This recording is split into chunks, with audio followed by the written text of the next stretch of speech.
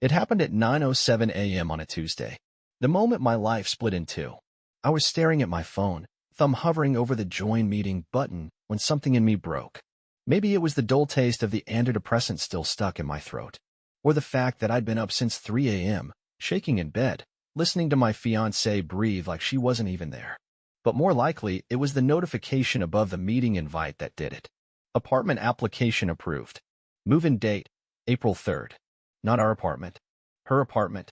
I blinked. My stomach dropped, like I'd missed a step that didn't exist. I opened the message. I'm sorry you had to find out this way. I was going to tell you this week. See, I didn't even know she was looking. I stood up so fast the chair legs screeched across the hardwood. My hands were already shaking, rage, confusion, something worse, and I shouted her name before I even realized what I was doing. Cassie. No answer. I charged into the bedroom. The bed was made. Her side, pillow stacked, throw blanket folded. Her favorite sweater gone from the chair. Drawers half empty. I tore open the closet. Hangers clinked hollowly against each other. She was already gone.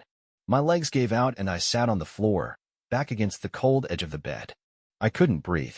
The night before came rushing back, our last fight, though I didn't know it then. Me, snapping after she suggested I take a break. Her, quiet at first, then sharp. You're not even here anymore, Adam.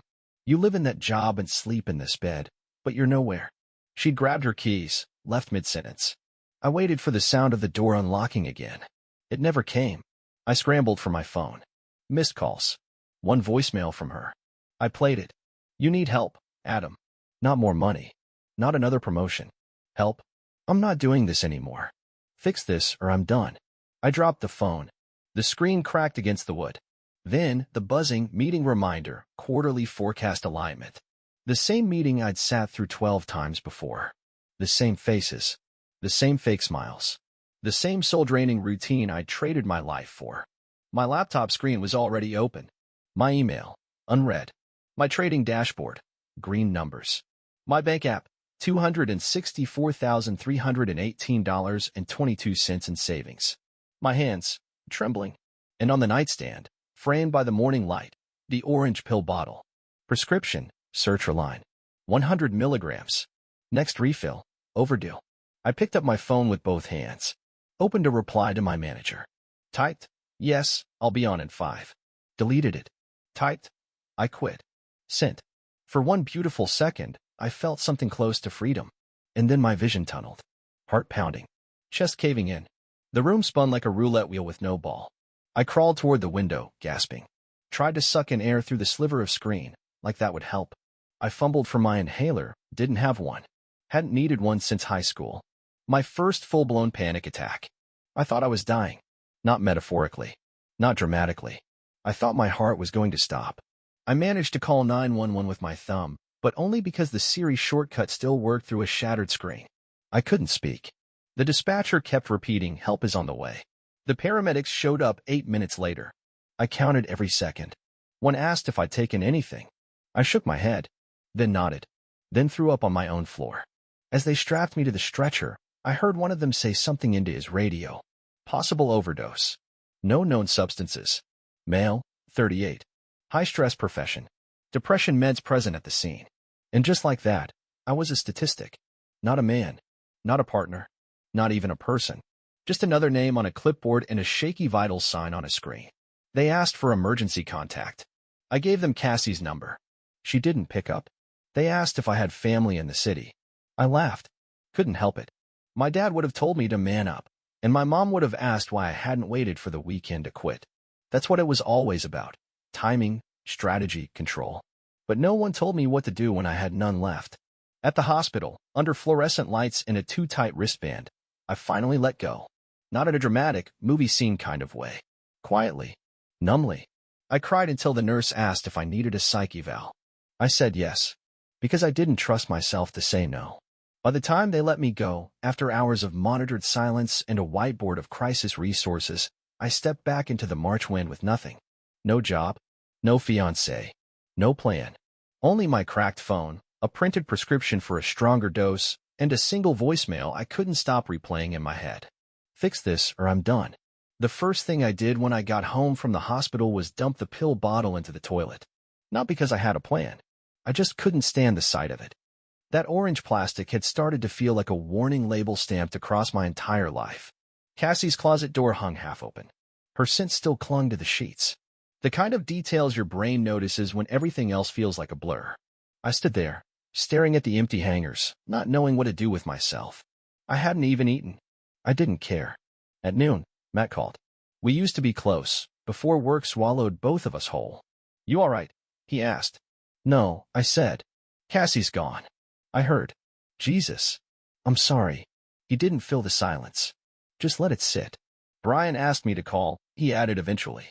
Said if you want to come back, there's a seat waiting. Same pay. No questions. A month ago, I would have jumped at it. My whole life was built around the illusion of safety. I used to believe the right job could protect you from falling apart. I used to think comfort was the same thing as peace. But now, it all felt like sugar over poison. Sweet on the surface, but slowly rotting me from the inside out. I can't go back, I said. I figured. Still had to try. He paused. Then something in his voice shifted. Remember those photos you used to send me? He said. The street stuff. The people. That shot of the kid with the paper crown and chocolate all over his face? I still think about that one. I didn't know what to say. You were good, man. Better than good. You had a way of seeing things. I don't even know if I could take a photo now, I said quietly. Then start again. Before you forget how. After we hung up, I opened my old laptop. It was slow to boot, like it hadn't been touched in years. I found the folder buried under spreadsheets and tax files photos. I clicked it open. There she was, Cassie on the fire escape, sunlight catching the side of her face, laughing at something I couldn't remember. My parents in the kitchen, hands accidentally touching while reaching for the same coffee mug. And me, behind a mirror, half covered by the camera lens. I looked, awake. Like I just remembered something important. I closed the laptop. The quiet in the apartment felt heavier than before. Not silence absence. Everything reminded me of her, of who I used to be, of what I'd traded. And then my phone lit up. A call from a number I didn't recognize. I let it ring, almost deleted the voicemail before I even listened to it. But the preview caught my eye. Adam, it's Rachel. Cassie's friend. I know this is weird, but I played it. Her voice was calm, but there was something underneath it. Worry. Cassie's staying with me, she said. And she's not okay either. She didn't leave because she stopped loving you. She left because she thought you were already gone. I sat there, holding the phone to my chest, trying not to cry. No one had ever said it that clearly before. That I hadn't just lost Cassie, I disappeared in my own life. And somewhere along the line, she got tired of looking for me. I got up and walked to the hallway closet.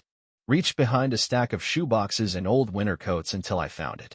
The camera case. Dusty. Unopened for years. I clicked it open like I was breaking a seal on something sacred. The lens cap was stuck. The battery dead. But it was still mine. Still waiting. I took a picture of the tile on the floor. The light coming through the window made it glow like stained glass. It wasn't special. But it was real. And it was mine. The knock came just after midnight. I was lying on the couch, fully dressed, too wired to sleep but too drained to move. The apartment was dark except for the soft glow of the hallway light, and the camera sat beside me like a stranger I didn't know how to talk to anymore. When the knock came again, sharper this time, I sat up, heart already racing. No one visited at this hour unless something was wrong. When I opened the door, my stomach dropped. It wasn't Cassie. It was Rachel. Her eyes were puffy, her sweatshirt wrinkled, keys still in hand like she hadn't decided whether to stay. I shouldn't be here, she said, but I didn't know what else to do. I stepped aside without a word. She walked in, slow and cautious, like she was afraid I might collapse. I didn't blame her. She's gone, she said. I woke up and her stuff was missing. No note. No call. Just gone. I sank into the chair. Where would she go? I don't know, Rachel whispered. But I think she wanted to disappear before you did. That hit harder than I expected. She looked around, taking in the state of the place, laundry on the table, unopened mail, coffee mug still sitting where Cassie had left it. You've got to stop waiting for her to come back, she said. She's not going to if you keep living like this. Like what? Like someone who's already given up. I didn't argue. I didn't have the energy. She pulled something from her bag. A torn envelope. She asked me to give you this if things got bad. I hesitated before taking it. Inside was a note. Just a few lines, written in her careful, slanted handwriting. I loved you even when you forgot who you were. But I can't keep searching for you while you keep choosing not to be found. If you ever remember how to feel, you'll know where to find me. There was no return address. Just her initials at the bottom. CM. I folded the paper and placed it on the table. Rachel stayed a few minutes longer, maybe to make sure I didn't do anything reckless. Before she left, she stopped in the doorway. Don't let this be the part where it ends. Let it be the part where you start figuring out what it means to actually live. I nodded. She left.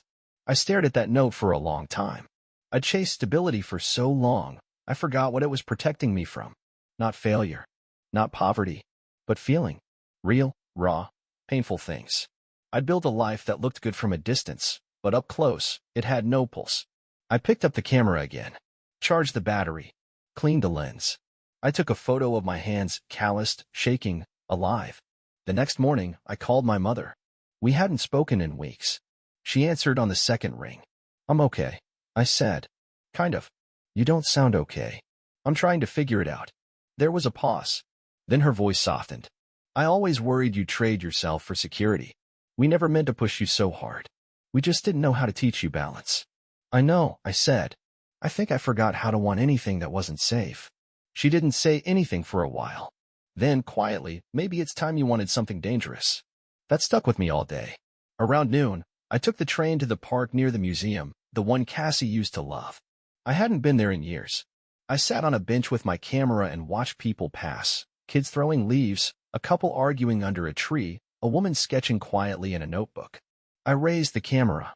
One click, then another. By the fifth shot, I felt something loosen in my chest. Not joy. Not yet. But space. Air. A crack in the wall I'd built around myself. Then I saw him. A boy, maybe 8 or 9, sitting on the steps feeding crumbs to pigeons. He looked up at me and smiled, like he already knew I'd take his photo. He wasn't posing. He wasn't trying. He was just there. I clicked the shutter. And for a second, I remembered who I was. The call came just after I uploaded the photo, the one of the boy on the museum steps. I didn't even think about it. Just clicked share on instinct, like tossing a message in a bottle and forgetting it ever happened. I didn't expect anyone to see it, especially not her. But the phone rang, an unknown number blinking on the screen, and something in my chest locked up. I let it go to voicemail. It rang again. Same number. I picked up, already bracing for bad news. Adam. It was Matt. He sounded winded, like he'd run across the city. What's wrong? I don't know where she is, he said. Cassie. She called me this morning. Didn't say where she was. Just told me to give you a message. I gripped the phone tighter. My legs started moving before I could stop them, pacing the living room, heart thudding like a warning. What message? She said, tell him if he remembers who he is, maybe there's still time. Then she hung up. That sentence hit harder than anything I'd heard in weeks. It wasn't anger. It wasn't blame. It was something worse, hope, shrinking. Matt's voice broke through again. She saw your photo. The one you posted. She saw it? She didn't say much, but I could hear it in her voice. Like she didn't know whether to believe it. I barely heard the rest of what he said. I was already pulling on my coat, camera slung around my neck, running out the door with no plan. I didn't know what I was looking for. I just knew I had to move.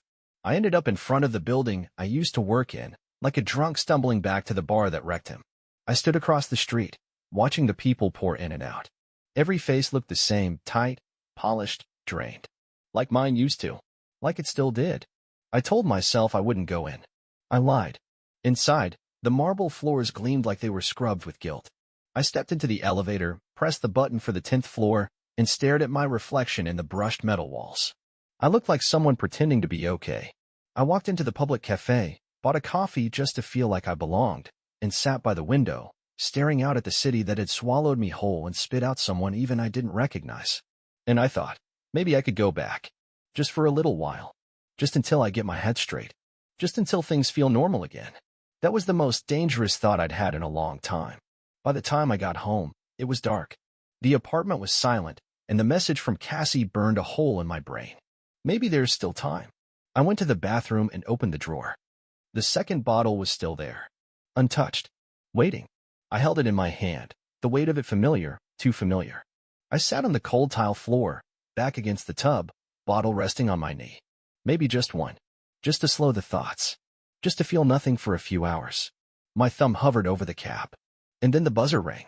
It startled me so bad I nearly dropped the bottle. It rang again, more urgent this time. I walked to the intercom like I was moving underwater. Who is it? It's me. Matt's voice again. Buzz me in. I let him up. When I opened the door, he saw the bottle in my hand before he saw my face. He didn't ask questions. He just stepped forward, took it gently, and dropped it into the trash like it was a live grenade. Then he sat down on the floor across from me. I didn't come to lecture you, he said. I came because I had a feeling. You always show up right when I'm about to break, I muttered. He looked at me, eyes clear, voice steady. Maybe it's because I know what that moment feels like. I didn't respond. He pulled out his phone and showed me something. A drawing, delicate lines, black ink, a bird mid-flight. Messy but alive. I used to draw every night after work, he said. It was the only thing that made me feel like myself. I stopped 7 years ago. Why? Because someone told me it wouldn't matter. And I believed them. The room felt too quiet. You think this is about you quitting a job, Matt said. But it's not. It's about forgetting who you were before all of this. Before we all got scared. He stood. You don't need to fix everything, Adam.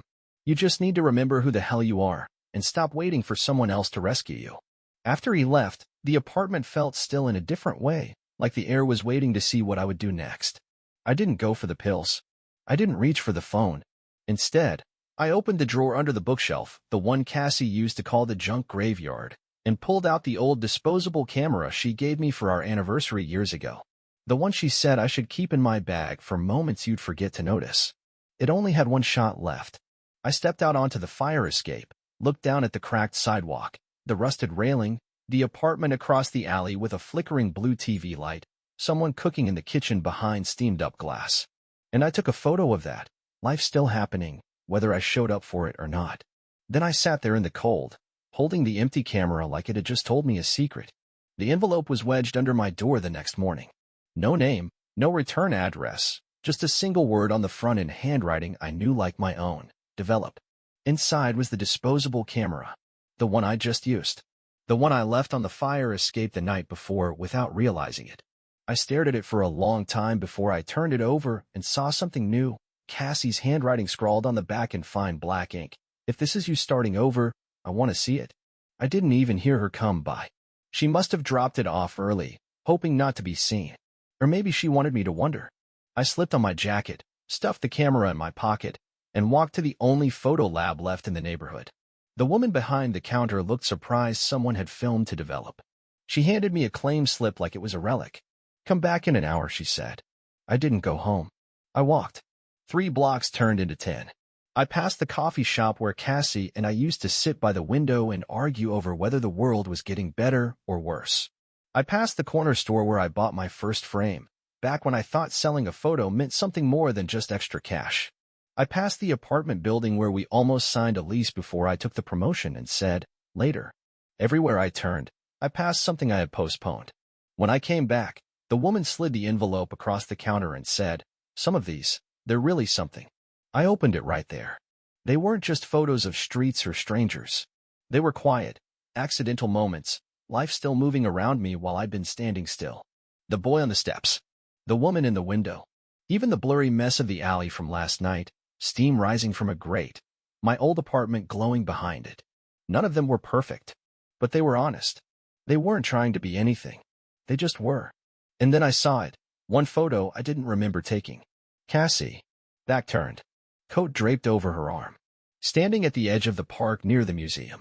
The outline of her face half reflected in a store window, looking back at something I couldn't see. I flipped it over. On the back, a note. You saw me, even when you thought you didn't. I leaned against the counter, breath caught somewhere between my chest and my throat.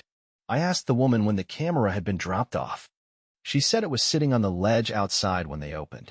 No one saw who left it. I walked home with the prints tucked under my arm like they might slip away if I didn't hold tight. My phone buzzed in my pocket. A message from Matt. Did you do something today that scared you? I texted back. Yes. I looked at what I missed. No reply. Just a heart reaction. It was enough. Later that night, I opened the kitchen drawer to toss some old receipts and found something I hadn't noticed before, Cassie's ring. Still in its little dish next to the matches. She'd always taken it off when she cooked, said it didn't feel right near hot oil. I'd never asked why she didn't take it with her. Now I wondered if she'd left it on purpose. I picked it up and turned it over in my hand. I remembered how tightly she used to hold mine when things were uncertain, how she'd rub the inside edge like it grounded her. That night, I printed the photo of her at the park and pinned it to the wall above my desk. Not as a shrine, not to cling to what was gone, but because it was the first time in a long time I realized I hadn't lost everything. She left because she thought I wouldn't follow. But the door wasn't locked. I just had to walk through it. I waited until morning before I called her. I rehearsed it over and over, what to say, how to sound like I wasn't breaking just from pressing her name. But when I finally dialed, it didn't matter. It went straight to voicemail. I almost hung up. Then I remembered the photo. Her reflection in the window. The way she'd written, "You saw me, even when you thought you didn't." That wasn't a goodbye. It was a dare. So I left a message. I'm not calling to fix anything. I don't even know how. I just wanted to say I remember. I remember everything I gave up. And I remember who I was before I got scared. If there's still a version of me worth finding, I think I want to meet him, too. I ended the call and put the phone down. No begging. No promises. Just truth. The next few days moved like slow water. I walked more. Took photos of small things, cracked sidewalks, a man laughing alone on a bench, a woman brushing snow off her father's shoulders as they crossed the street. I wasn't trying to make anything beautiful. I was trying to pay attention. One evening, I printed out a photo and mailed it. No return address. No note. Just the image of the boy from the museum steps, caught in a rare moment of joy that had nothing to do with money, success, or control. I didn't know if she'd still be at Rachel's, but I mailed it anyway. I didn't expect an answer, which is why it caught me off guard when Rachel showed up at my door 2 days later. No text. No warning. Just a knock. She had something in her hand. She wanted me to give you this. It was an envelope. Inside, a single page torn from a notebook. You don't owe me an apology. But if you're looking for something real, meet me where you stop pretending. Saturday. Noon. No name. No address. Just that line. I stared at it, pulse suddenly climbing. Where I stopped pretending? Rachel gave me a look like it should be obvious. The park. You took that photo there. You said it was the first time you remembered how to feel something. It hit me then. She'd known all along where that picture was taken. I nodded, barely holding it together. Thanks. Rachel paused in the doorway. Whatever happens there, don't try to perform for her. She doesn't need you to prove anything. She just wants to know if you're still capable of showing up.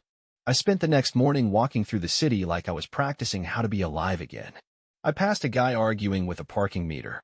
A girl in a yellow coat twirling under a gray sky. 2 teenagers singing off-key with headphones in. The world was full of little collisions I'd stopped noticing.